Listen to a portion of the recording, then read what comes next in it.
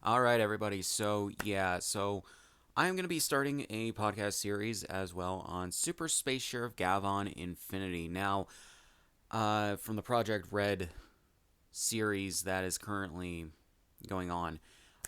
Just so you guys know, I have not seen the original Space Sheriff Gavan yet. If you guys want me to, and you guys want me to maybe do a podcast series on that, I will. One of the things is I'm wanting to get more into like making videos on Tokusatsu series, and Gavan is definitely on the list, as is most of the Space Sheriff series. So, yeah. And I also imagine that this probably will be like less popular in regards to the YouTube uploads uh than the Common Rider Z stuff is, because Gavan, while people do know about it in the Toku community, I don't know, it's not necessarily as like popular, I think, as other series. On top of that, the only thing of Space Sheriff Gavan that I have seen is the crossover with Gokaiger from 2012, I believe it was, like early 2012. It was towards the end of Gokaiger's run. I really did love that movie. I think it is really, really good. Even as someone who has never seen anything Space Sheriff related, I felt that that was a great movie. Gavan was played great. I felt like I'm assuming the writing was consistent between his original series and other appearances in the various Metal Heroes series, and then um, up until then. And on top of that, it serviced Captain Marvelous from Gokaiger really well in terms of his character development and his backstory, or at least pieces of his backstory and everything, as well as giving good pathos to explain why Marvelous is as he is. Before R.E.D like started, um, like being his captain and everything on the Red Pirates and everything. So yeah, so you guys now know like where I'm coming from in regards to Space Sheriff and everything. Um, so yeah. So when this series was announced last year as the replacement to Super Sentai, with the Project Red's like I guess franchise at Toei starting, it came as a bit of a shock. A lot of people did not expect Super Sentai to be ending and be replaced with a different series and everything. And to talk about that for a second, um, you know, Super Sentai had been going for 50 years up until that point. I think Super Sentai only had like a year break, maybe, or close to a year break in all of its 50 years that it was going. And, um, the franchise had been going pretty strong, it seemed, for a while. But then, from what I understand, it was like, what, the late 80s, early 90s, where Sentai really started to struggle in regards to sales and viewing figures and all that. And then Power Rangers came into the mix. But granted, the first instance of Super Sentai being like saved by anything was, I believe, Jetman. Then they started going more, I guess, experimental with it in terms of what they could do with Sentai. Because up until then, it had been more like either military focused or sci-fi focused or something like that. Whereas from Ranger onwards, they started incorporating more elements of like fantasy and everything, to reinvent the series a bit, but still kept the core traits. And then, what was it? I think it was O Ranger. People say that that almost got the franchise canceled again because of the like darker themes and everything in it. Unfortunately, coinciding with the subway bombings that happened that year in Tokyo, I believe. So yeah, but from what I understand, O Ranger isn't really the best Sentai. So yeah, then Car Ranger like saved it, which I do believe I've read that there's like conflicting evidence on that, and that's more like just kind of like not folklore, but like maybe misinformation a little bit. Um, and then I'm trying to think of other instances where Super Sentai um, almost died and then got saved. I think I'm trying to think. Maybe that was like Go Busters or something like that, or whatever. But Super Sentai kept rolling on for years, bolstered by the Power Rangers series.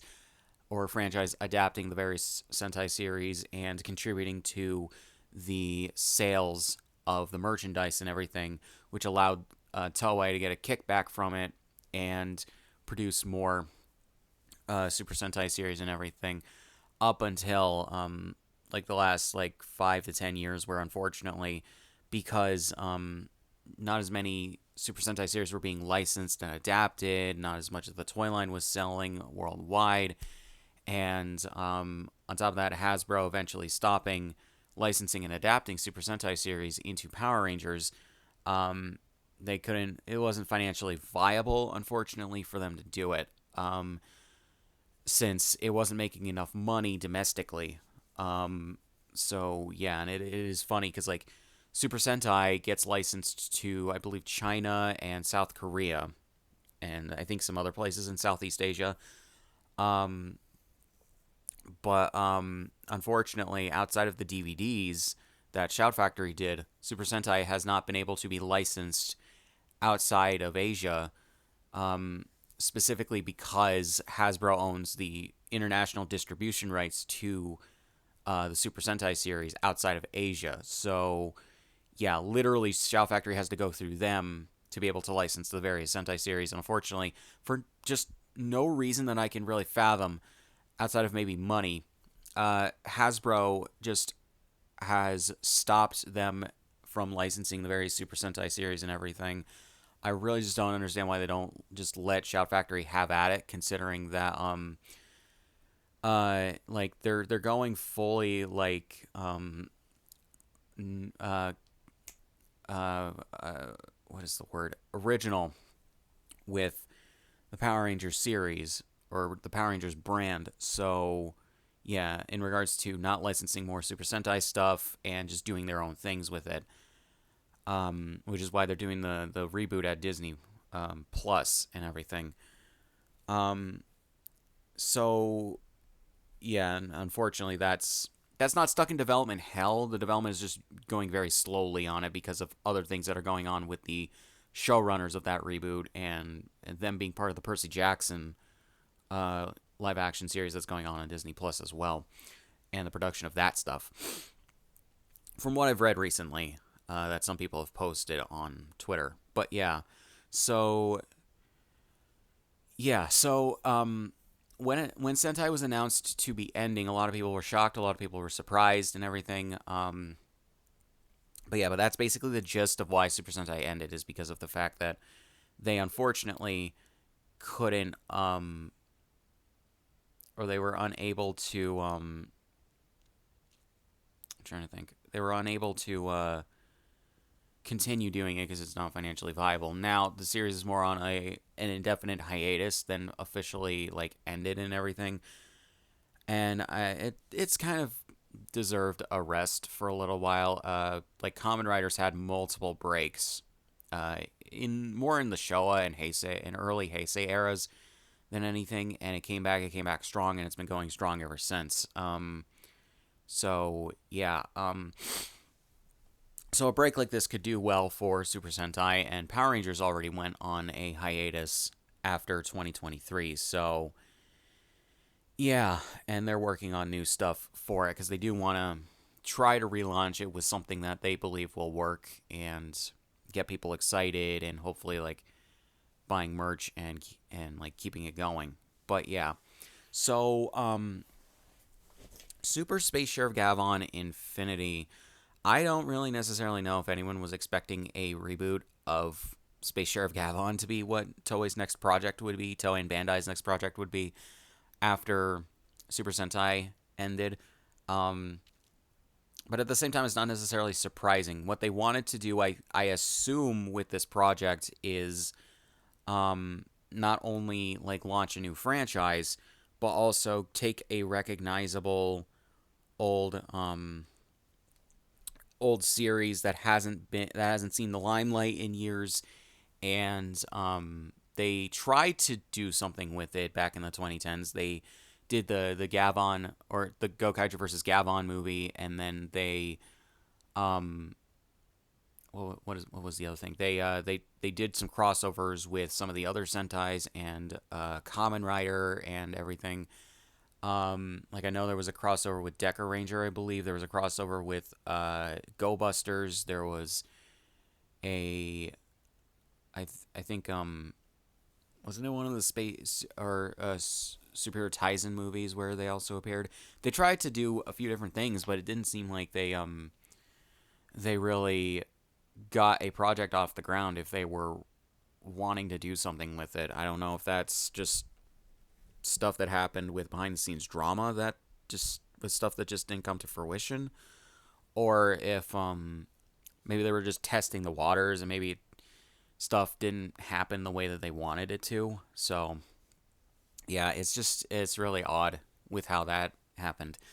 But we finally got a new Space Sheriff Gavan series, Super Space Sheriff Gavan Infinity, and um, I just watched the first episode. I'm gonna be doing these in chunks of 5 episodes, so yeah, because I don't think that this series will be as like or formatted in the same way that Common Rider Sets is, where it's 2-part stories or every single episode will be highly interconnected or anything in terms of the continuity and everything, but we will see.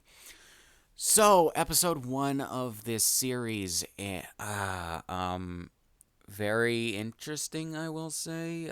Basically, they establish multiple things within this. The fact that the Space Sheriff Gavan, or the Space Sheriffs in this series, exist within a multiverse, and they're able to traverse it and traverse the multiverse and solve various problems that they need to. Um, and everything. It's interesting that the new Gavan is red instead of silver. That's more of Charvan's color, I believe, where he was supposed to be red and Gavan's supposed to be a really bright or really shiny silver. That was his thing and everything. Even with the reboot stuff, or not reboot, the continuation stuff with Gavan and everything from the 2010s, where they introduced a new Space Sheriff Gavan. That guy's suit was still silver because he was a new Space Sheriff Gavan. He was taking up the mantle, I believe. So, yeah, and forgive me if I do not get some of this information right. I just have not seen those various things. So, yeah. Um, so, I'm trying to think. Trying to remember what I just watched. So we have that, and so Gavan in this series is part of a records division, and he hunts down a guy who stole an emulgir.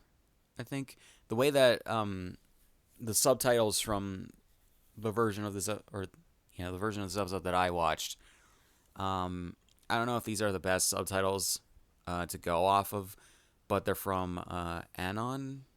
I don't know if it's Anon subs or whatever. But these were probably the highest quality subtitles or highest quality versions of these episodes with the subtitles that I could find. Um, and everything. And the way that they do the subtitles is weird. It's very TV Nihon esque. The only thing, though, is they don't not translate dialogue. They keep in this episode, at the very least, they kept one of the puns the same, then had a translator's note at the top of the thing. I really do wish that the subtitles were not stylized and not hard subbed. I really wish that they could make versions of these episodes where the subtitles are soft subbed, because I think that that would be better, and maybe the text wouldn't be so big. Um, but yeah, um, and basically, yeah, just the subs are. I think they're fine. They might have punched up a bit of the dialogue. Like at one point, Gavan says shit, but in the subtitles. But I wanna believe. I assume what he actually said was more close to crap, because I very much doubt that a series like this that is aimed at children, especially like kind of the younger demographic, because I think this series is supposed to be going for the same, roughly like I think 7 to 10 or 7 to 12 demographic that Super Sentai was, maybe a little younger as well. Um, because of how like simplistic it starts out. On top of that, the fucking pacing and editing, holy shit. I'll get into that in a second. I just want to get the plot stuff done first. So they detect a couple different disturbances in the multiverse, and they go to a different Earth that is covered in a pink energy because of an Emulgir that uh, made its way out onto that Earth. There's also, I believe, another Earth that they detect that also has the same thing happening, and they have to, or they go to investigate. There is on that Earth there is a police force trying to take on some, I think, rioters or I'm assuming they're rioters. Trying to like, I think, overthrow like the government or the world leaders or whatever. That's how the guy seems to address these people. Uh, but it's also implied that it's the Emulgir that is influencing his actions and decisions and everything. So I don't really necessarily know if he really um, means what he's saying or if he's being heavily influenced by the Emulgir. Because the weird thing is, and I think this is unfortunately a side effect of the pacing, because this episode is very much, or is paced really really fast. Unfortunately, we get his sister trying to stop him from doing what he's doing, but he clearly doesn't give a shit, and a couple of his helpers they throw like what look like, I think, concussion grenades at a couple of the police officers with her in the middle of the police. I don't know why she's in the middle of the police officers. It seems like she should be like on the sidelines or something like that, trying to, or where she's trying to like break through to him. Really weird decision on her part. Um, but yeah, and so the two police officers are thrown back. She is concussed really badly from the grenades, obviously. And I do like actually this part of the episode where we get this, where it's kind of like Saving Private Ryan when I remember, I think it's an opening scene or the opening scene on D-Day where or maybe not the opening scene, but it is a scene in the movie that I remember watching in history class years ago, when we were talking about World War II and D-Day and everything, where one of the characters is just, he's like concussed from, I think, a grenade and whatever the hell else is going on around him, and he's just on the ground. He's lying on the ground looking at everything that's going on, and has that like high pitched whine in his ear, or in his ears and everything. And it's a similar thing here, only we can hear more of what's going on. So I feel like maybe that was a very similar thing to that scene in Saving Private Ryan. Could be something else that they were homaging, but that's what immediately came to my mind in terms of what maybe influenced that. And yeah, so Gavan comes in. He um he gets her out of there after shooting a couple of the or three of the guys rioting and everything. To which he loads up I think a charge for it, and it says, what is it, like emotional breaker or something like that, and he shoots them and they disappear. I don't know whether or not to say that they were transported away or if they're dead. Like if they were like evaporated or some shit, because it doesn't seem like they're there anymore, and it's not explained where they went. So I don't know. I really don't know. So yeah. So he gets her out of there by, I think, yeah, getting them transported out of there. She's attended to by the I can't tell if she's like a hologram or an android. I'm assuming she's an android. because she says that she was made, and she says several times in the episode that she was made by the guy piloting the ship. I think, at least I'm pretty sure that's who she's talking about, and um I'm trying to think, because so much kind of happens in this episode fast, um and the girl says that, or the woman says that, or no, Gavan says basically that, he says some stuff about her brother where, he says that he doesn't really believe what he's doing or whatever, and he has a good heart or whatever, and she says to stop him from doing what he's doing, and then Gavan takes off and everything, um, to go fight the guy and his goons and everything before the I guess commander of the police force or whatever, um like can like talk to him and everything. Um so then when he goes to fight the guy, um the Emulgear turns into the energy, at least from it, turns into a monster, and so uh or Reggie is his name, Reggie, the guy who is Gavan in the series. I completely forgot about that. Sorry. He transforms into Gavan, fights the monster, um,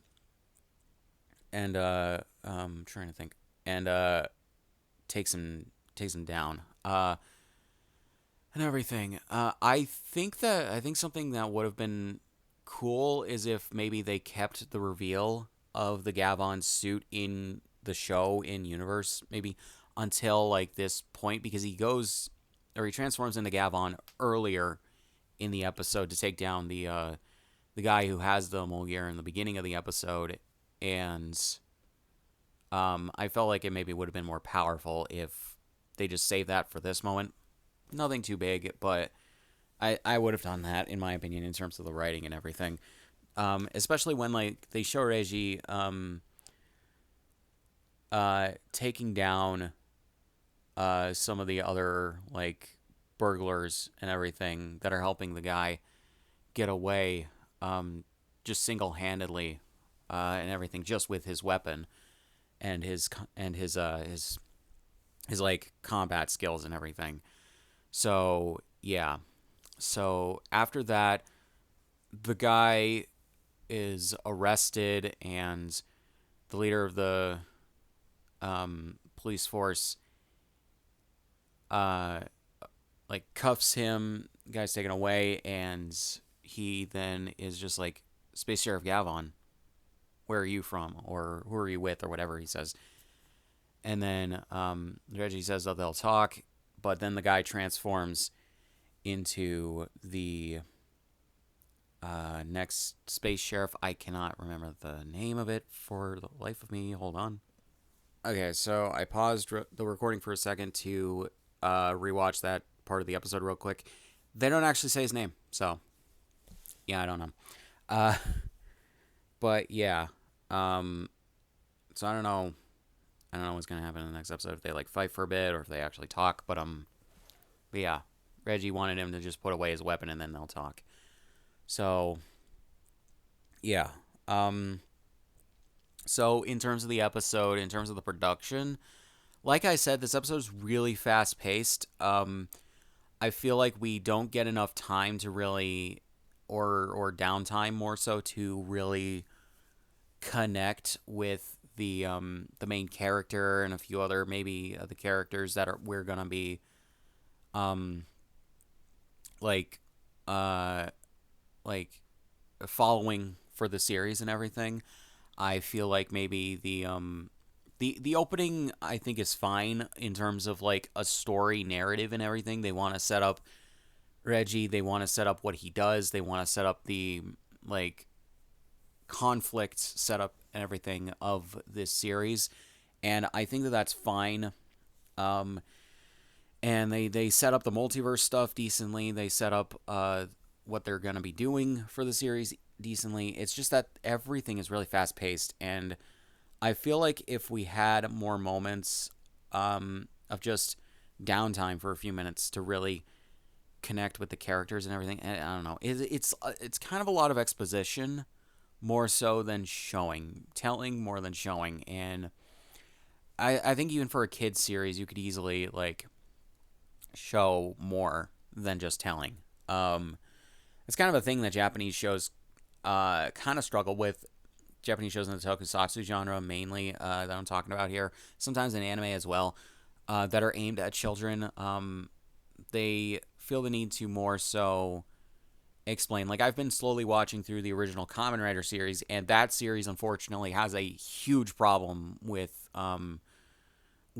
exposition through the narrator, with other bits through the narrator, telling us things rather than showing them, so that they don't have to maybe go on location somewhere or build a set or whatever to really show these things, because maybe they're working with a small budget at first because they weren't selling merchandise yet when they were putting the show into production. Um, but and on top of that, new series at the time that wasn't proven, and they didn't know how much money to put into it and everything. On top of that, early 1970s, so you're not going to get the biggest budget, but for a TV series. But at the same time, I felt that they could have done a little bit better with that. Um, I don't know. It's like they don't really budget their time well with the series, and I know that they can do it because like the production crew or the writers with Kamen Rider Zets have actually been doing really well with pacing the series really well, not pacing it too fast until like it's absolutely needed. Like I feel like for action, that's fine to pace things a bit fast, but when it comes to like telling a story, like I don't know, unless you do it correctly, fast pacing is not the best option.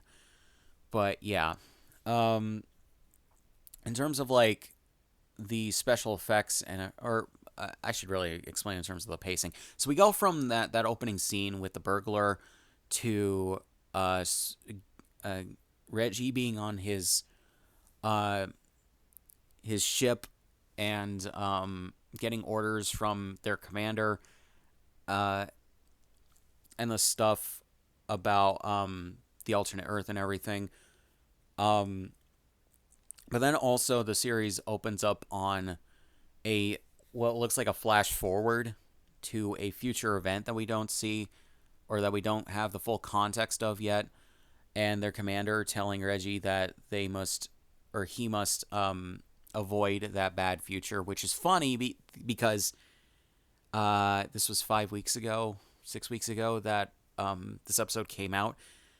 That's funny because that's the goal of Kamen Rider Zets as well. So I don't think that there's any really overlap in terms of like the showrunners between Zets and this series and everything. But it's funny that like they have that, but they're setting it up from the get go rather than having a mid series narrative switch. So yeah, um, and that like I think the main characters are aware of it, but yeah. Um, but we go from the opening, or we go from that to Reggie taking down the bad guy to, or the burglar, to them on the ship getting their orders and figuring out what they need to do, to them being on the alternate Earth and everything, to the protest, protest that's going on, a riot that's going on, whatever it is, to getting exposition about the girl's brother that is kind of bad exposition because of the fact that like Gavan just knows something about it, and then rather than having the girl explain it, and then he immediately goes to fight them, takes them down, and everything, and then the guy the guy commanding the police force there just reveals himself to be another like Gavan type hero. So yeah, the episode just kind of throws a lot at you and tries to keep your attention, but it doesn't really settle on a lot and everything. Maybe the pacing will slow down a little bit as the series goes on, and maybe they just wanted to hit the ground running and everything and put you right in the middle of what's going on. I feel like there was a better way to do that. I feel like maybe another draft or two could have easily like ironed out some of the kinks in this. I feel like some things could have maybe been saved for the next episode because we don't necessarily need to know everything in the first episode. And especially when you're guaranteed at least what, like 50 episodes or in the upwards of 50 episodes, um, you have the time to pace out your stuff. So yeah, and although I do understand maybe if the writers or showrunner or whatever were a little hesitant on what they should be doing early on at the very least until they could find their groove with the series on what they need to establish quickly versus establish over time in the first several episodes. But even then, like Kamen Rider Zets, like had everything set up and everything within the first three episodes. They treated the first three episodes like a three-part story and basically kind of like a TV movie. So just told over three parts and separated into episodes of a TV show. Um, because I felt this series could have easily done like a two-part opening and it would have been fine.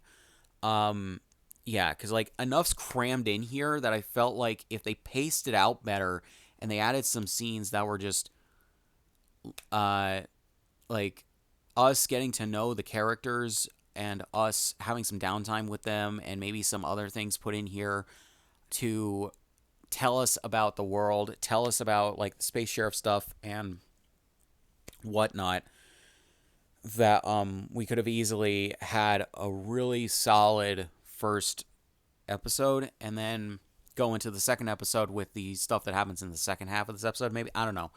Um, but yeah, there's a time and place for like doing things fast within an episode, but you kind of have to have a simple plot, and then you have to have a logical through line that goes through it, and then you have to have not a lot actually happening, but is fast paced anyways.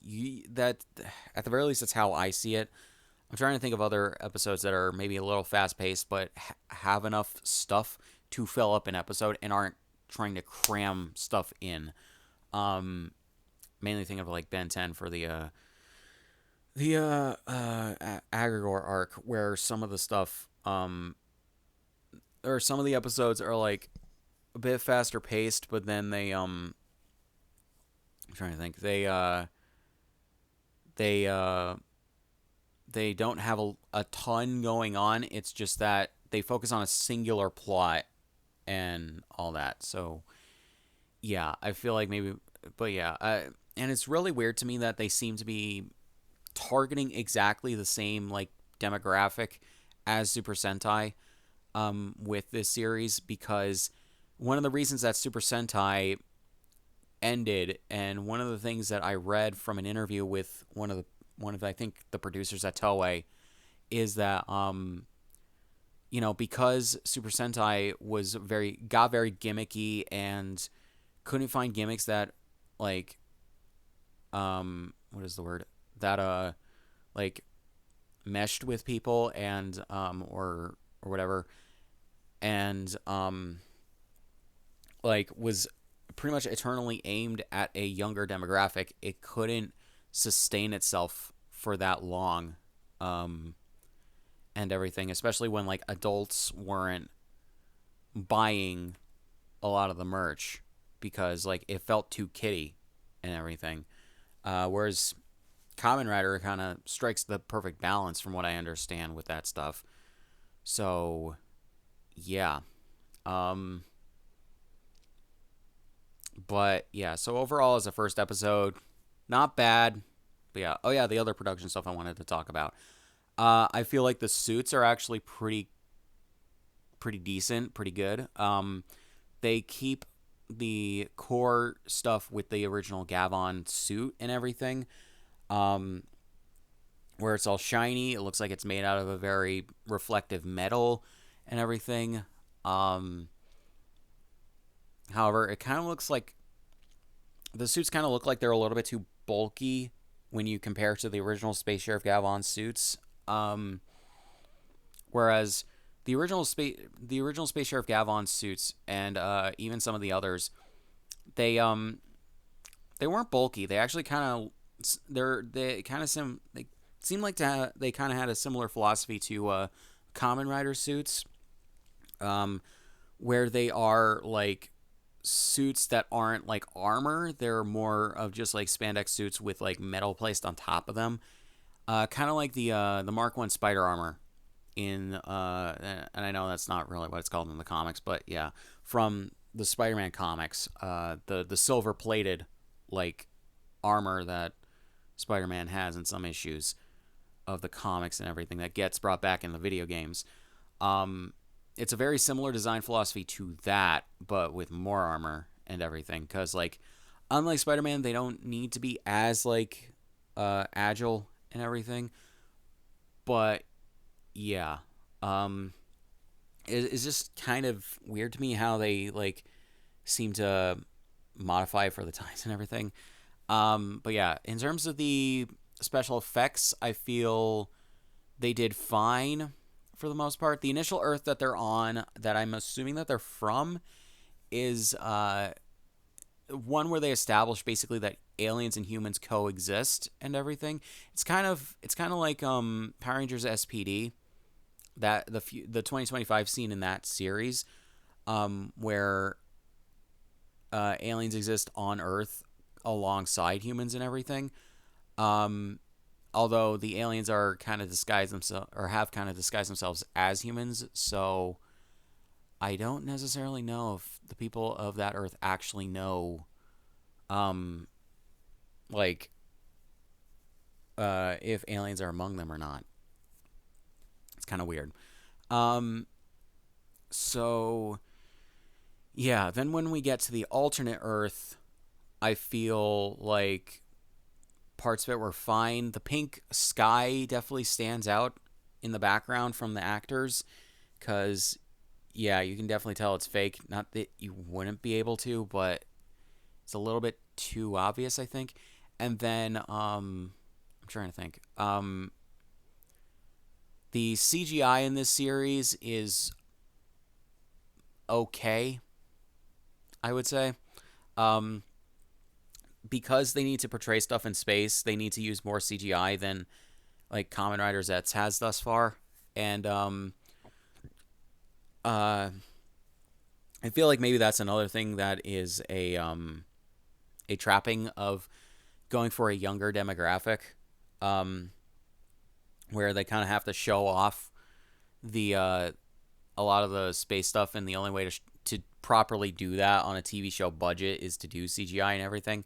I don't know. It's just one of those things where, um,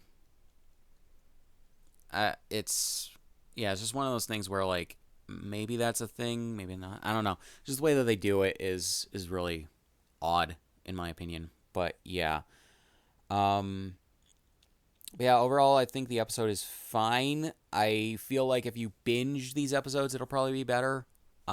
Which I'm kind of doing. I'm just taking breaks in between them so I can just tell you guys my thoughts on the episodes. So yeah. So guys, we're heading on to episode 2. This is just gonna be, like I said, a video or a podcast on the first 5 episodes. So I'll be back in a moment. Okay, so a couple things actually, I believe that I didn't, if I can remember the second thing, that I didn't actually talk about in the section on episode 1, the Emul Gears. Basically, I've heard, or I've heard like yeah, I've heard like comparisons to the Gochizos from, I think wasn't that Kamen Rider Gav or Godshard, one of the two. So yeah, they're very very similar to those, but I think they're more similar to the what are they called? The Chemis, I think, from Kamen Rider Build, and yeah, at least they are to me. And yeah, I'm not too big on them. I understand like they need the Henshin device, they need the thing that can power the Henshin device so that Gavan can transform, but yeah, I'm not too big on them. Possibly if I go back to Japan in the next year or so and I find one maybe in a in like a Mandarake or or some other store, maybe sort of guy, some other store, may pick one up. But yeah, um, but they seem to be the most kiddie part of this show to me in terms of like the aesthetics and everything. But yeah, it doesn't really surprise me that they're reusing a gimmick like that either, because like maybe that worked well for Common Rider, so they thought, hey, let's see if this works for Gavan. It's just okay. Um, so yeah, and another thing, right? This is the second thing I forgot to talk about in terms of the stylistics and everything of stuff that they're bringing back from the original Gavan, because I remember this from the Gokaiger versus Gavan movie, is that they have a thing where when they introduce the transformation of Gavan, uh, they have a narrator um, talking about how the suit forms on Gavan when he does his henshin, and aka transformation. And yeah, they bring that back here. In the first episode, they have that for Gavan Infinity. In this one, they have it for the Gavan in this episode, and that's also a thing we're going to talk about. So, episode 2, basically, this continues off of where the first one left off, and I think I get it better in terms of the pacing for this, because the first part was like front loading all of the setup and everything for stuff to continue into this episode.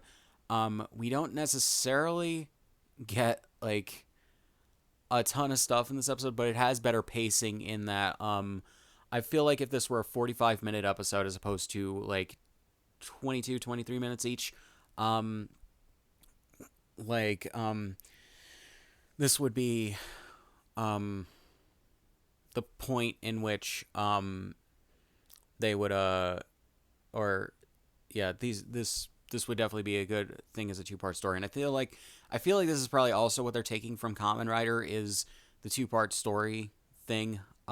Zet's brought that back after several seasons of the Reiwa era not having it. So yeah, so maybe they thought it would work best here for a serialized narrative, just maybe aimed at a slightly younger demographic.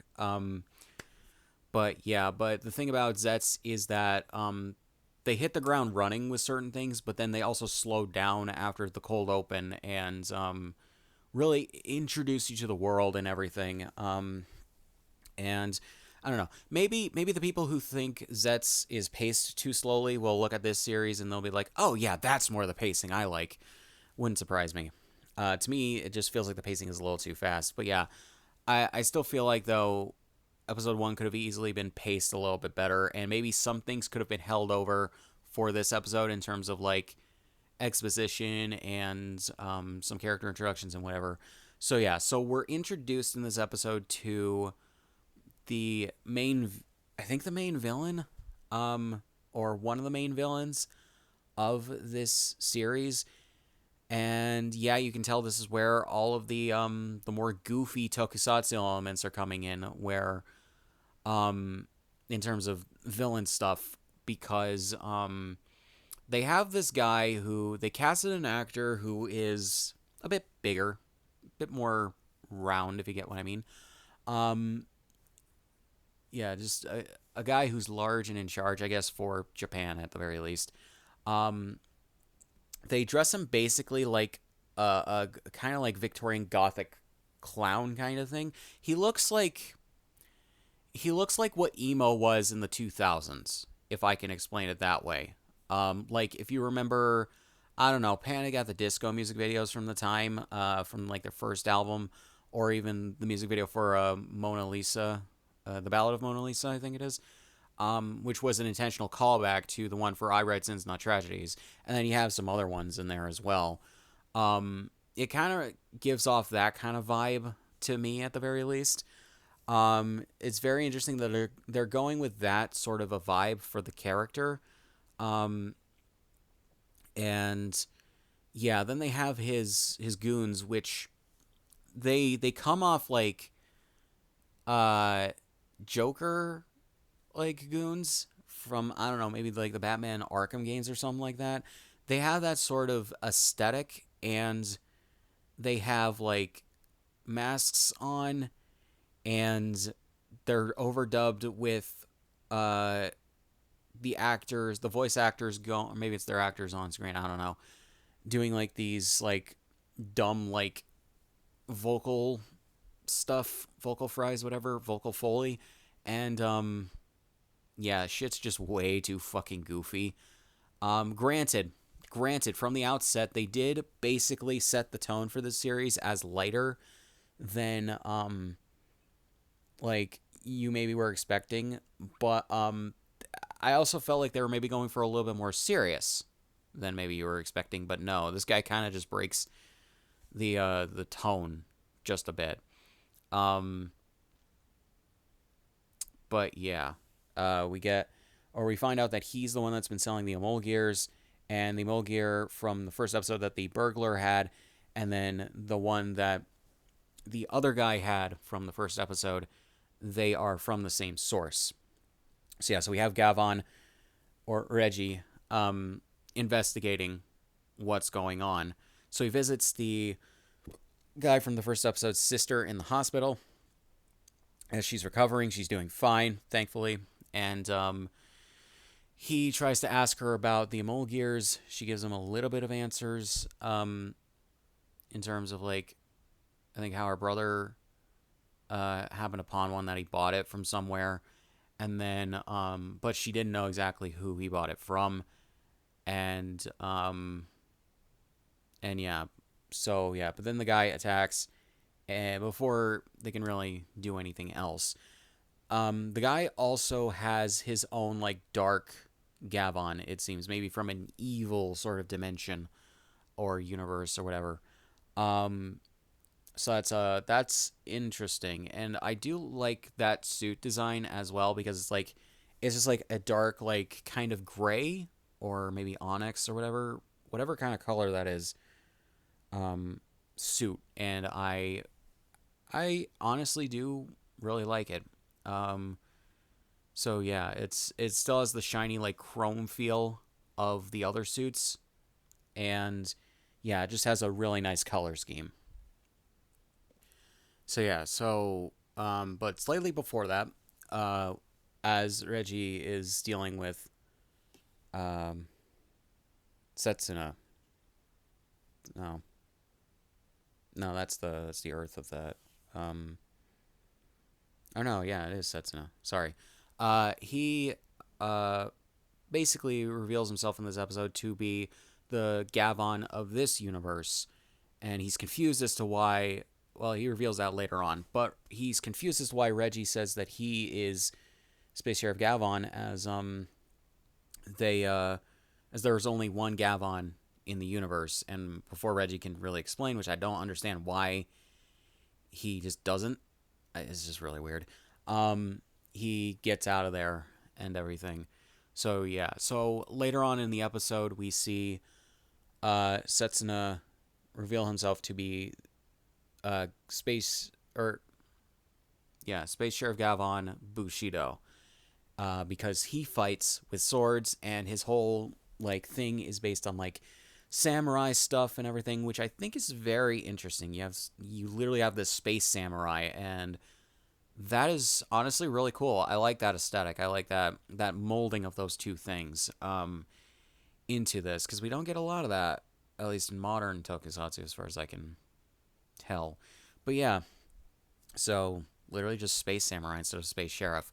He reveals that basically he is, well, artificial human is what they do with the subtitles, because he does say Jinzo Ningen, but um basically if you're familiar with like Dragon Ball and everything, in that series they use android, but more technical term is cyborg. So he's basically a cyborg. Though actually he's actually more of a full android, because he said he was built by a um an organization, I think, for combat. But I think I think he said when a new model was created, he was basically discarded and just left to his own devices and everything, which is interesting that they didn't think to try and just uh what is the word? Just get rid of him. But they decided to just let him walk free and everything. And yeah, so then he joined the acronym that they go with is GAP in the series for like Galactic Agency Patrol, something like that. And he joined them and basically worked his way up to becoming the Gavan of that universe, and that's actually pretty cool. So it explains why he's the head of the Earth Police and everything, or at least the police in that Earth's version of Japan, I think. And yeah, it's a good explanation of his backstory and everything, in a pretty succinct manner. Um, and yeah, but he doesn't consider himself worthy of the Gavan name, even though he does. He is basically the Gavan of that universe. But, or because of the fact that he was created for battle and everything. But um he decides to basically, I guess, maybe redeem himself or go on a different path or something like that to make himself worthy of the name, and he fights with Reggie against the bad guys and everything. And honestly, just his introduction is actually really cool. I like it. He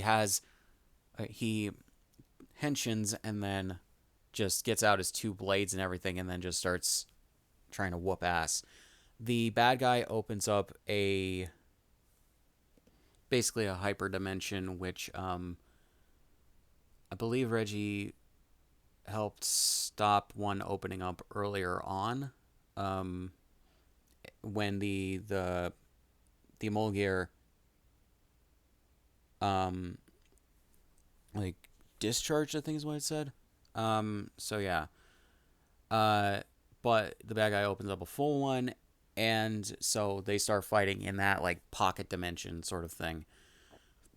So yeah, and Reggie pulls out his mech of the series. I cannot remember the name off the top of my head. I don't know. But yeah, this is where the producers, I believe, said that or maybe not producers, but like I think it was a press thing, that they would incorporate certain elements of Super Sentai into this new Space Sheriff Gavan series and everything. Um, and this is one of them where the main character has a mech, and so Reggie uses that to destroy the facility, or not the facility, maybe the whatever's in it that is keeping that dimension, I think, open, while Setsuna takes care of the bad guy. And yeah, so they manage to complete their goals and everything, and the guy is handcuffed and being taken to jail. Yeah. So yeah, so then Reggie takes off. They go back to their own universe, I believe, and yeah. So interesting second part. It's definitely less like jam packed full of stuff as the first episode was. I do like a two-part opener. I probably should have watched both parts back to back and just talk about them at once. But but yeah, I feel like watching both parts back to back is good rather than just watching one uh and just waiting for the second part. Um it's one of those things that I I'm trying to think that I it's one of those things that I I think definitely works for like binging and streaming culture and everything, when you can watch multiple parts of a story back to back, so you get the full scope of what's going on and everything. Because while I do like where a show like Kamen Rider Zets, for instance, is going, I usually watch those episodes like every 2 weeks, so I can watch both episodes back to back, and I think that that's the better way to watch those, because they are two-part stories and everything. Although, granted, I have been watching the last like 4 episodes every week that they come out, because I'm kind of hooked. But I was just initially watching the multi-parters back to back every 2 weeks, which is why the podcast episodes for that have been coming out every 2 weeks. Because I think it's just better to do that. So yeah, I do like Setsuna. I do like how I find it interesting the way that the subs refer or render his dialogue, because he refers to himself as this one in the subtitles, and I'm assuming whatever he's saying in Japanese corresponds to that. Like that's a way to translate it into English. And also something I forgot. Reggie is the one that inspired Setsuna to become better, because he says that even though he was created to, and I forgot something that Setsuna said was that he was created to be a puppet and everything and follow orders and everything. Reggie says to him that even though he was created to be a puppet, that's nothing to, or that's no reason to say that he can't be worthy of being a space sheriff or being the space sheriff Gavan and everything. So yeah, so that's what inspires him to actually take up the mantle and everything. And it's just I I do like that they're maybe incorporating that part of like the Red Ranger stuff from Sentai as well, the inspiring main character and everything.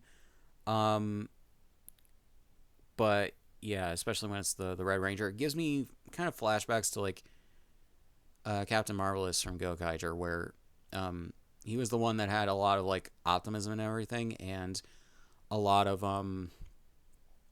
uh, like faith in his comrades and everything. And I do think that Reggie having that kind of energy as well is actually pretty good for a series like this. Um, but yeah, I'm trying to think. Is there anything else I can really talk about? I don't really think that there is. The sequence of the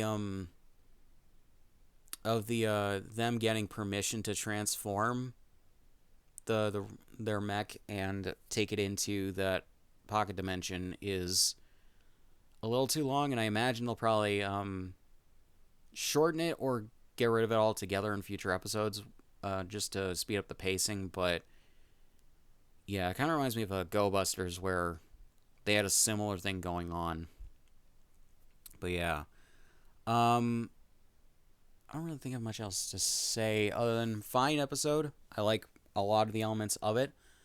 I just think that maybe some of the things from the first episode could have been put into here so that the first episode doesn't feel bloated on top of being fast paced. Um, but yeah, other than that, I don't really have much else to say on this. So on to episode 3.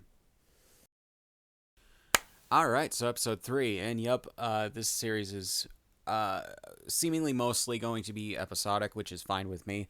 The good thing though is we do get connections between the episodes, and we get certain things that are a thing between like the different characters and everything. Because at the beginning of this episode, we see that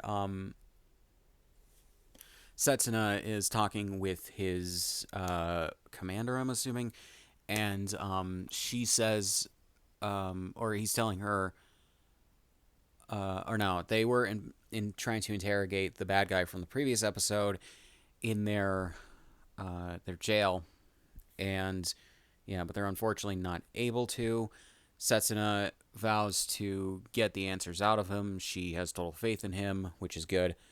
And yeah, but she asks him why he didn't bring the red Gavan to her, and uh, he he says, or he apologizes for not doing that, and she says it's fine, just bring him here next time he comes, because she assumes he'll be back at some point. So yeah, so I like that, a little bit of a connection and a wrap, or not a wrapping up, but like a continuation of what happened in the previous episodes. And I honestly really like that. I like that we're getting some catch up, or actually no, not catch up because it hasn't been that long.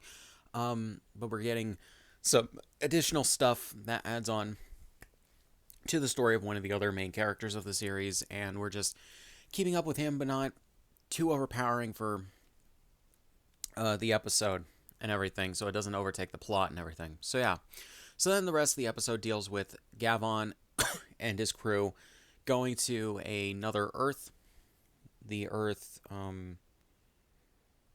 multiverse Earth I-5109, and they're investigating, um, basically, or the Gavan there and her partner, um, are investigating this guy who got turned to foam and everything. And yeah, Gavan or Reggie, he just immediately goes into their base, not even remotely wanting to call or have his friend or or a comrade fucking just call in and ask if they're free and he can come. Is I kind of like the serendipity of that he just, I don't know, doesn't care, and he also doesn't seem to think that he'll get in trouble doing that. It's just kind of funny. Um, but yeah, kind of an asshole move, but eh. So yeah, so he uh he gets in there, he introduces himself, and it's very interesting the way that they salute on this earth. Um, just like they do a really weird salute where like they take their right arms, they bend it up in a 90-degree angle, and then have their um how to describe this, whatever, I'll show a picture, you guys will get it, but like um the way that they salute is just kind of weird. um but yeah, so they break down what they're investigating and everything, and Reggie calls in, I'm trying to remember her name, Guy, I think. Augie. I just looked it up. I just looked at the TV tropes page for a second for this episode. And that is an anagram, not an anagram. Uh, Man, I said the word earlier in this podcast, and I cannot remember for the life of me. But it's just the initials for what she is: artificially generated intelligence, I believe. Um, and yeah, so basically she is just another artificial human as well. Um, and all that. So nice quick explanation as to what she is. The audience gets it. So yeah, just move on.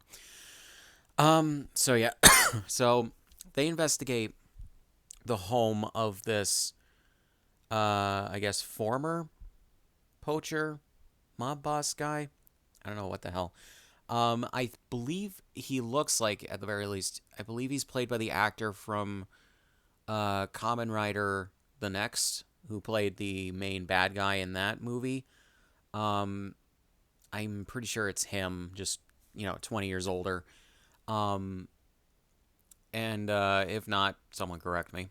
Um, so yeah, so there's a guy who's hunting him down, and they all want to protect him, even though he has a bunch of guards around him, basically kind of like the Secret Service. And yeah, but unfortunately, before they can really conclude their business, his mansion starts turning to foam around them. They get him out, and his guards, thankfully, and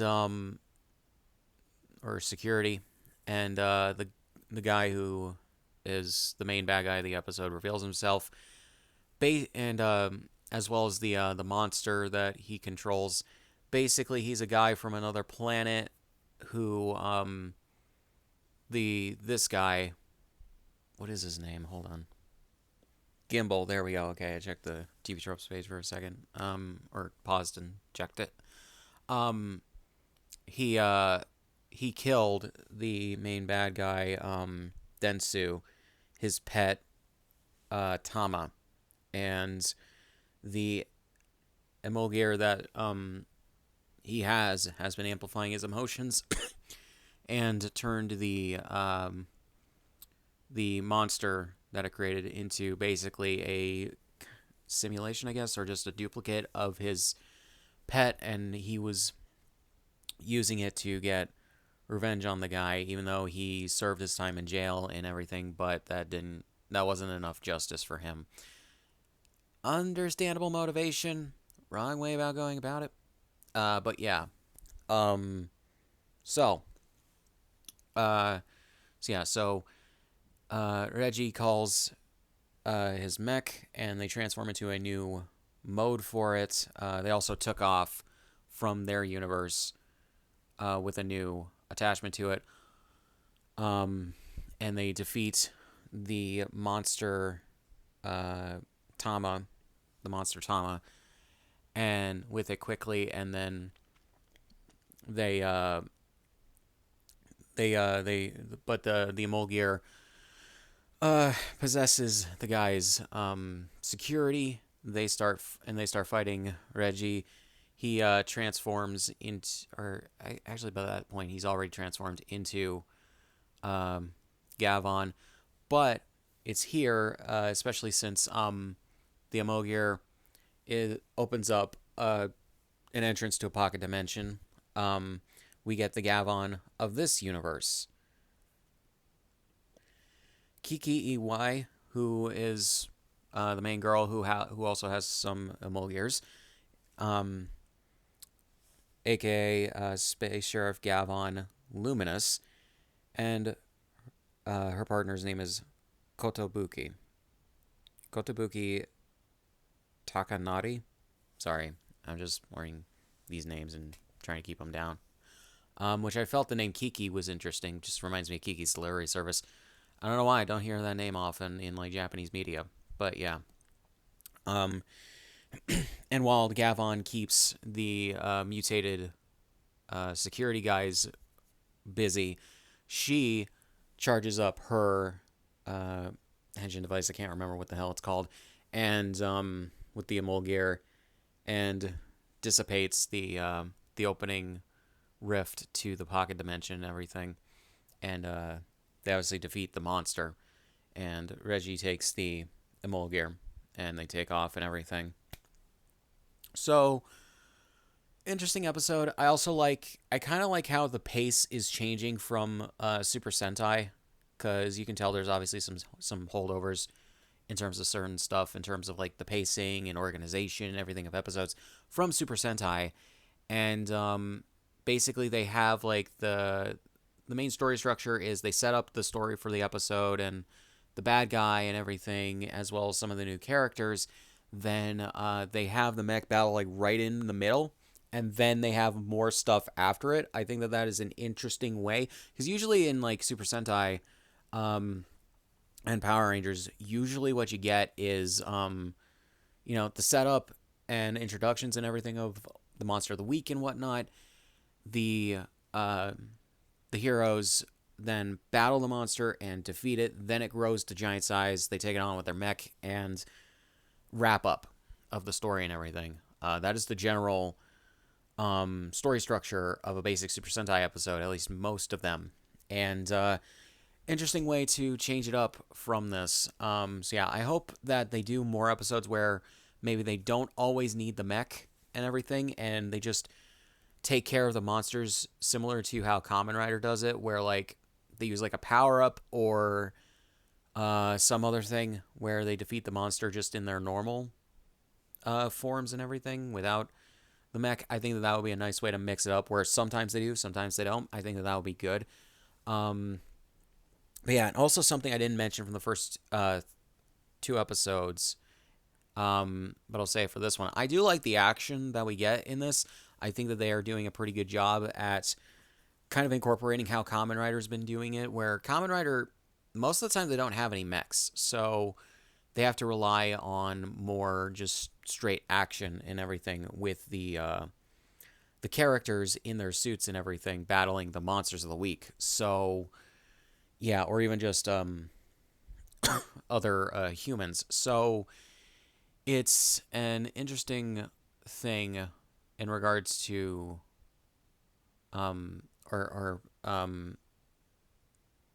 sort of got off track. Basically, I do hope that they do more episodes where they don't have to rely on the mech as much, and they just do Some episodes where they don't use the mech and some where they do. We'll see how this goes. I like Kiki. I think she's fine. I like her friend, um, Kotobuki, and I think that they both are pretty interesting. I like how the characters are set up and everything. And yeah, I can easily see the TV tropes page for this series, the YMMV section saying diagnosed by the audience, and and it's saying that people have diagnosed Kiki with like autism or something like that because of like her interests in in the stuff that she's investigating. To which, yeah, I don't know. Not every character has to have autism, by the way, if they have a special interest like that. But whatever. But yeah, if that doesn't already exist, I'll check. But yeah, so standard, nice episode. Introduction and everything. I will say, in terms of the tone, and Sentai will do this as well, or did do this as well, but they try to keep things light and fun by having this like very cheery music when maybe they don't need it, or they could have some maybe better music and everything before things turn more serious in the plot.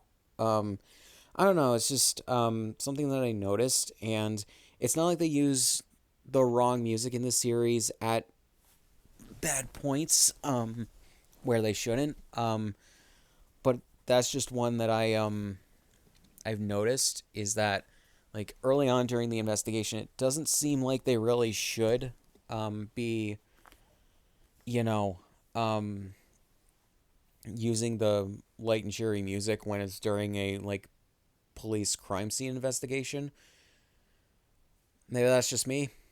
You can correct you can like correct me if you want, but that's just my take on it. It's just really dumb. Maybe it just appeals to the kids. Maybe I'm just out of touch. I don't know. Um, I would think though that maybe they would want to like keep things a little bit more serious or something. I don't know. It's just really weird in terms of the tone. But yeah, it's just what I wanted to say about that. So yeah, decent episode. On to episode 4. All right, so episode 4, interesting setup, I guess. I don't know, but yeah. It turns out I'm just gonna come out and just talk about it. The turns out the Gavan of this universe is an ant. The serendipity of that is fun, but like, huh?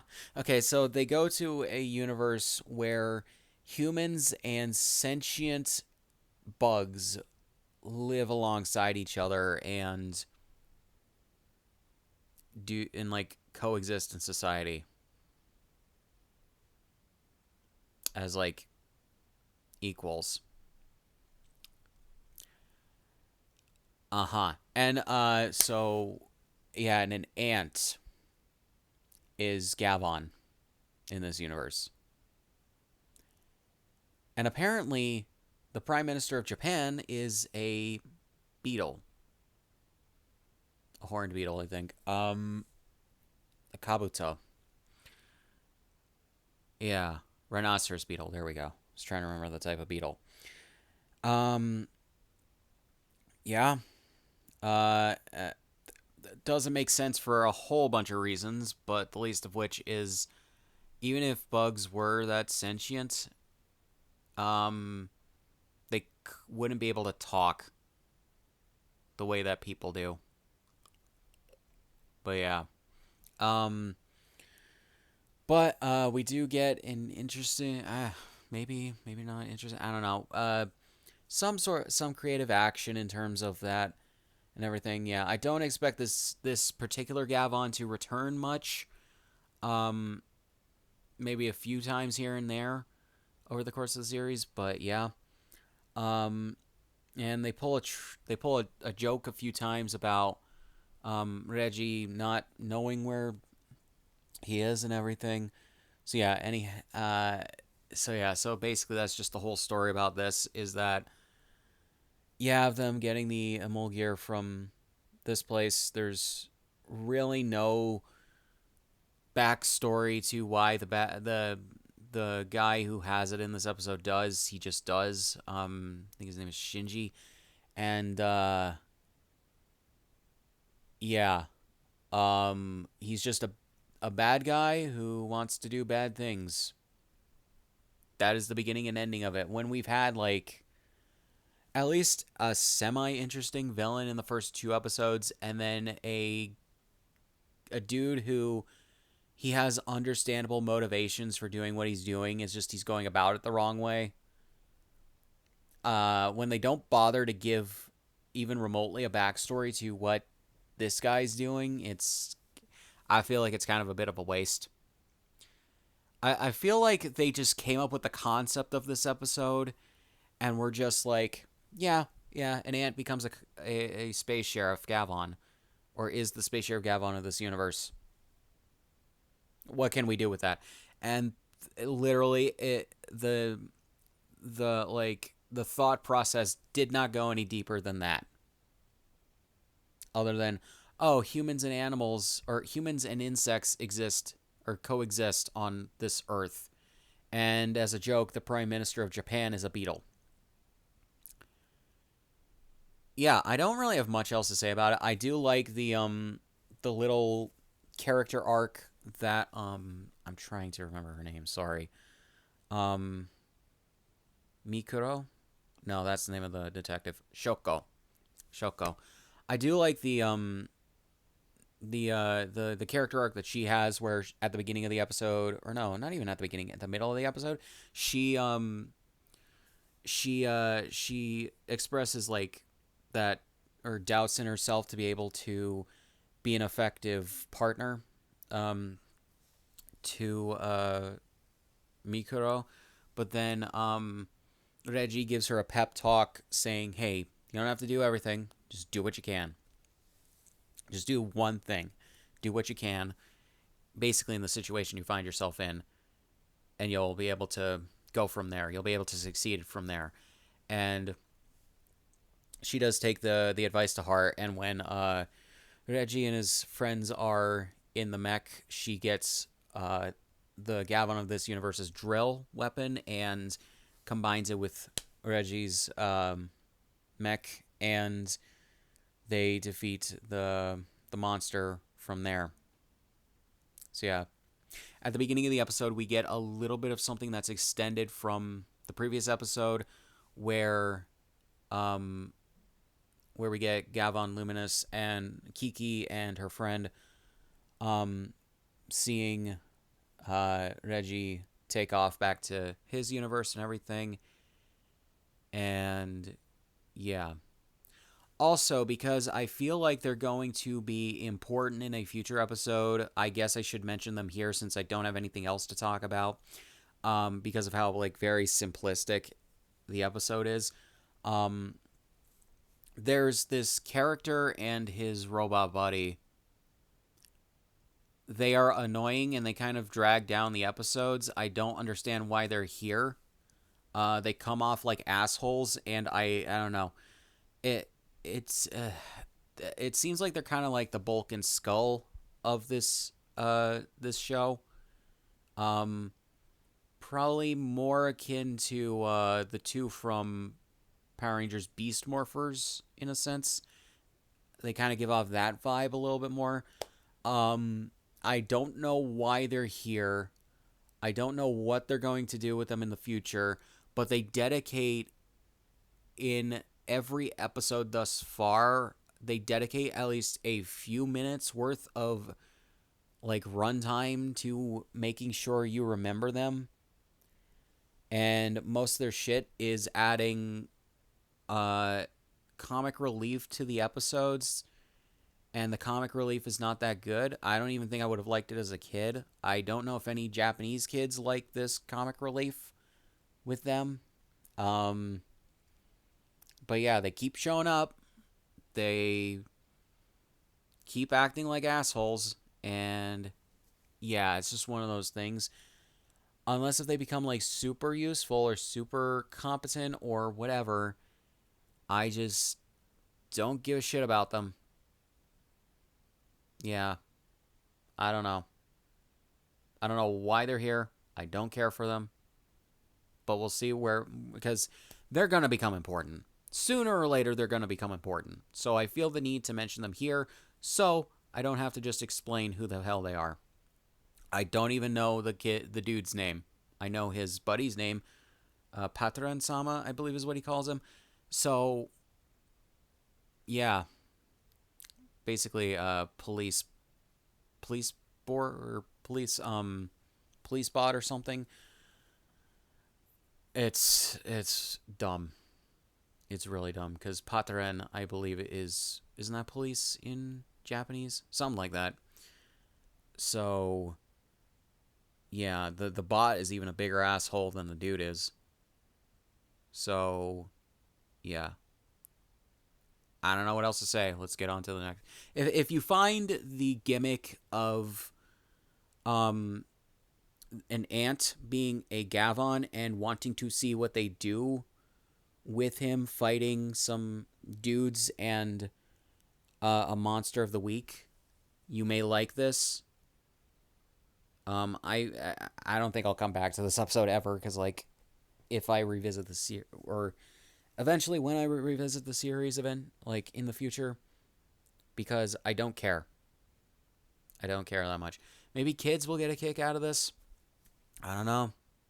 But yeah, this is definitely the episode with I think the like weakest plot thus far.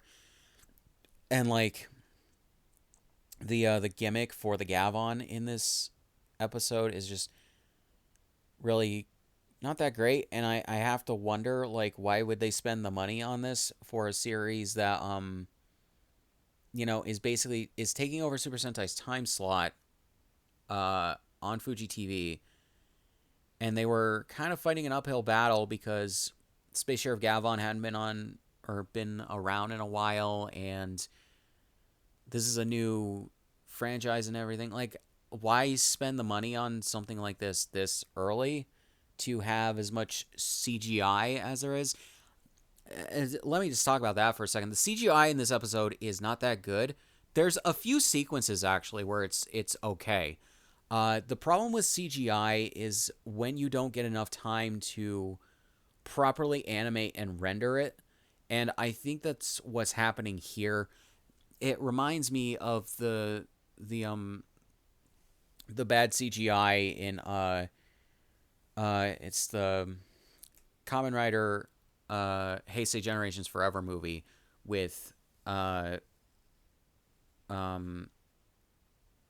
Kamen Rider O's and why am I not remembering the name of that series correctly? Not O's, Go. Um, and Gates is or Gaze is um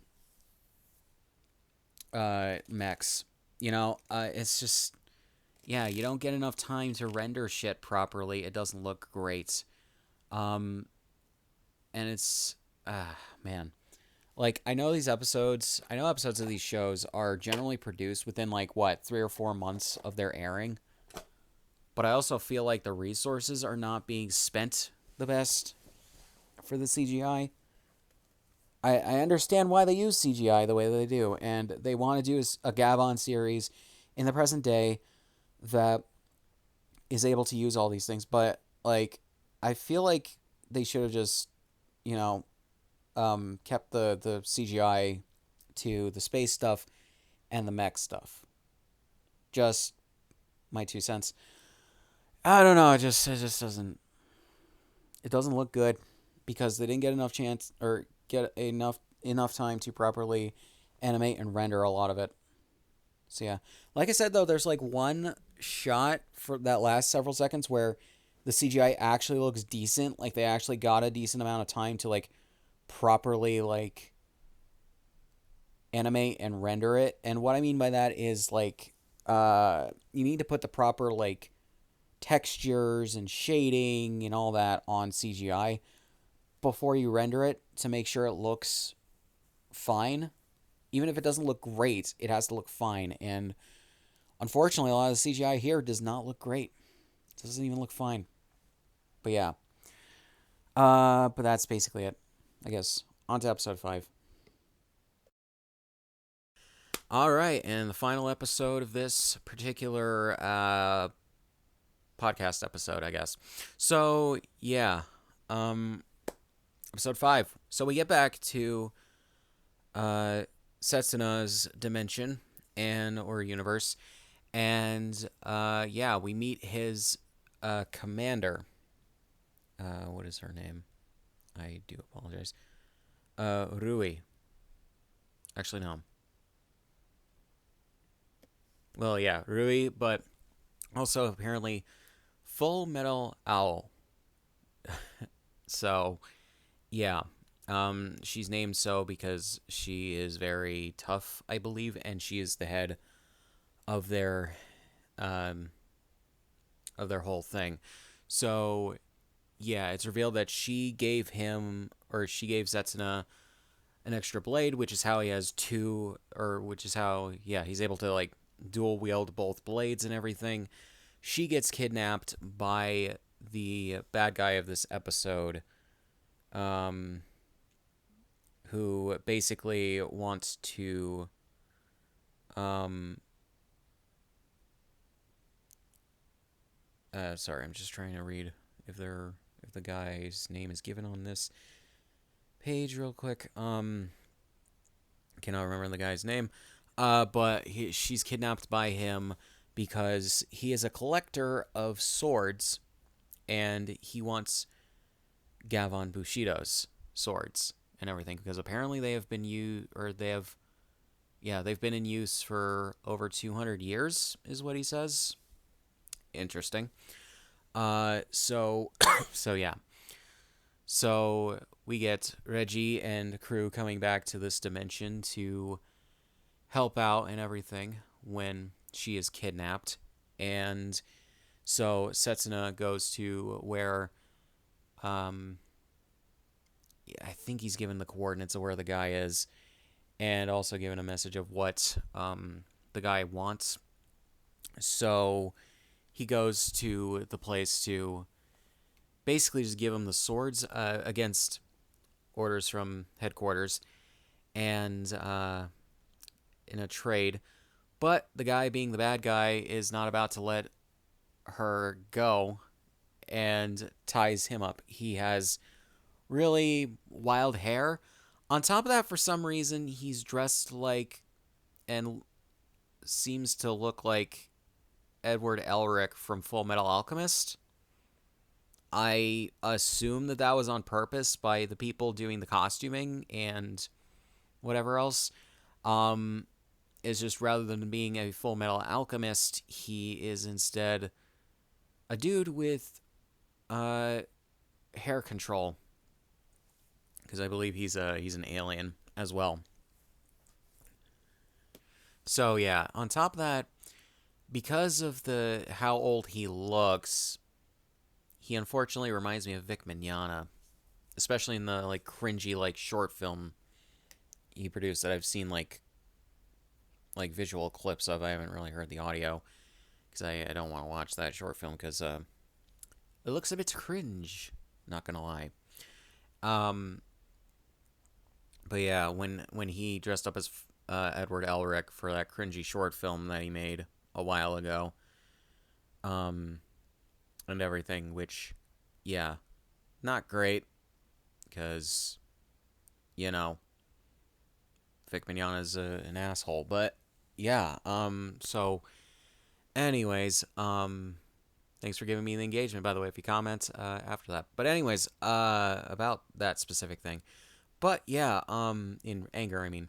So uh yeah, but it turns out that Reiji gave him his version of the blades that he has, because apparently every Gavan, I guess, has one of those. So yeah, which makes sense. It makes sense that they would have multiple weapons and they could just use whichever ones fit their combat style better, at least to me. So yeah. So Trying to think. So yeah, so they fight the guy, kill him, get rid of, or not kill him actually, defeat him, get rid of his Emulgear powers, and take down the Maku dimension. That's what the pocket dimensions are called, the Maku dimension and everything. So I guess maybe it's not a pocket dimension, it's more so just opening up a portal to that. Yeah, and they defeat the monster of the week as well, which I think they're reusing the same monster suit every time, which I guess is a good way to save money. Um, but yeah, unless if I'm mistaken, but I think that they are, at least for now. So yeah, so we get that. Setsuna thanks Reggie for his help and everything. And it's actually really cool to also see the two Gavons working together and everything, and them like getting along versus like fighting or anything. Not gonna lie, I kind of wish that we did see them fight initially, but it's whatever. Um, so yeah, and as the bad guy is being taken away, we see Rui uh, addressing Reggie and says that she wants to have a talk with him. So yeah, and she's apparently very strong, as when she like pats on Reggie's back a bit too hard, he what was it? He like recoils in pain and everything. But yeah, and that's when Setsuna acknowledges that she's not called Full Metal Asuna for nothing. So yeah, um, so kind of more simplistic episode where I don't have to really talk about too much. I can just sum things up in like a sentence or two for the most part. Yeah, so yeah, we're getting the basic status quo of everything. It doesn't seem like we get a lot of like character development, I think, for Reggie. There's also the two, the guy and the buddy Royd who shows up. Basically, yeah, they're still just assholes. They one of them tries to trip Reggie because he's like, Reggie's carrying like a stack of like a huge stack of like paperwork and everything to like keep up the appearance that the records agency or the records department is like still using that shit. I don't understand that. I don't get what's going on there, but yeah, it just shows kind of how disconnected those two's like subplots, I guess, are from what's going on. Um, Again, I think their waste of space in the episodes would, or the show would probably be better off with them gone. Anyways, so yeah, because they're just fucking annoying. I'm not even gonna lie. The robot is kind of a bigger asshole than the guy, but the guy's already an asshole. So I don't know. I also just do not understand why the guy's an asshole specifically to Reggie. It seems like um maybe it's just a sort of like maybe a high school kind of thing where he's just a bully, but like this isn't high school. These are young adults in a police type scenario, like a space police type scenario. So it's really dumb. The good thing about this as well is, like I said, I think it was a couple episodes ago. Um, there is no like mech stuff in this. There is some CGI, but it's kept to a relative minimum, which is nice. It's mainly confined to when they're in the Maku dimension and everything, which I think is good. And I very much do appreciate when the episodes like shake things up from the status quo and don't use the mech stuff and just keep it simple and grounded and everything. Not that I don't like a good mech fight. It's just I don't know. So used to it with Power Rangers and Super Sentai, they should just find their own balance and way of doing it with this show. So yeah, that just yeah. Um so I think ultimately it's good because we're getting more character development for Setsuna, which is fine. I imagine Reggie will get some character development as the series goes on, but not too much character development by this point. He's just the usual like kind of Sentai protagonist of you know, uh cheerful and uh not bubbly, but like happy because bubbly is taken up by Gavan Luminous. But um, he just seems like an overall decent guy who is experienced for the most part in what he's doing, knows what he's doing, and everything. And yeah, oh yeah, we also get the Gavan Saber, I believe is what it's called. It's much less a saber, and well, actually no, it is a bit of a saber, but it mainly is used for like projectile kind of things. And we get a cool like finisher with Setsuna where he does like I think it's the Ice Moon slash or something like that he does, which pretty cool. Goes with the whole Bushido thing, which I like. He also calls what he's doing Gavan Ido, I believe. So or just Gavan Do. So portmanteau of Gavan and Bushido. I like that. So yeah, so the series thus far in regards to these first 5 episodes, it's doing its own thing. It's obviously trying to mix in the older elements from Space Sheriff Gavan, the original Space Sheriff Gavan series, and it's trying to do its own thing with it, which I appreciate. That's what they're doing. Um, the thing though is, I really hope that like as the series goes on, we get a little bit more character development for the main characters or some more high stakes stuff going on. Maybe they could set up an ongoing plot arc where like more than what they've already set up because clearly the guy from episode 2 is going to be in future episodes and everything, and there's going to be more to these Amol Gears as we go through the episodes. I do hope though for a more directly serialized narrative, maybe that like things can go from episode to episode, maybe little things here and there can start adding up to a bigger whole. They don't have to go as serialized as Kamen Rider Zets, but having more like directly connected continuity between episodes I think is fine. Also switching between like the universes that Gavan goes to and everything to shake up the status quo and shake things up and give like more development towards certain things, I think is really good in terms of not keeping anything boring or shaking things up as they will. I do like how the status quo of the series is being set in these early episodes, and yeah, and I do like the all of the main characters thus far.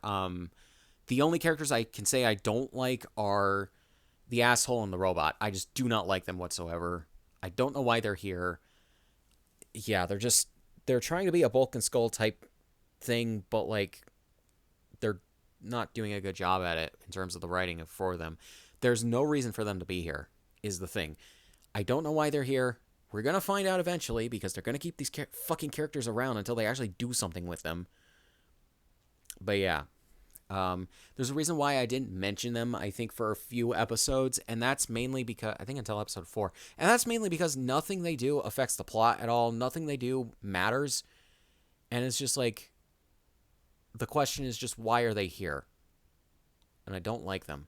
I don't like them at all. But yeah. So, yeah.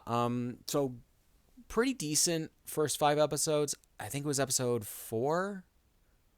The one with the ants. Yeah, episode 4. Definitely the weakest of the 5. Not bad. I don't think it was terribly made or anything. It's just, I feel like there could have been more to it. Some of these episodes I definitely feel like there could have been more to, but like the ones I do like, I do like them. Again, I feel like episode 1 could have been better paced. Maybe some stuff held over for episode 2. Episode 2 was fine. Episode 3 was fine. Episode 5 was fine. Episode 4 was just meh. So, yeah. But yeah, I do look forward to watching more. Again, I will do these in 5 episode chunks. So yeah, unless if like things change in the future and maybe there's like a double episode that starts with like the 5th episode that I have to go into. When that happens, I will deal with that. So yeah, we will see how this goes. So yeah, so guys, yeah, basically like every month you're gonna get one of these. So yeah, I wasn't even sure I was gonna watch the series at this point, but I heard, why the hell not? I don't have much else I'm watching right now, so yeah. So yeah, guys. Not much else to say. So links, description, all my shit. Subscribe once, and I'll see you guys in the next one.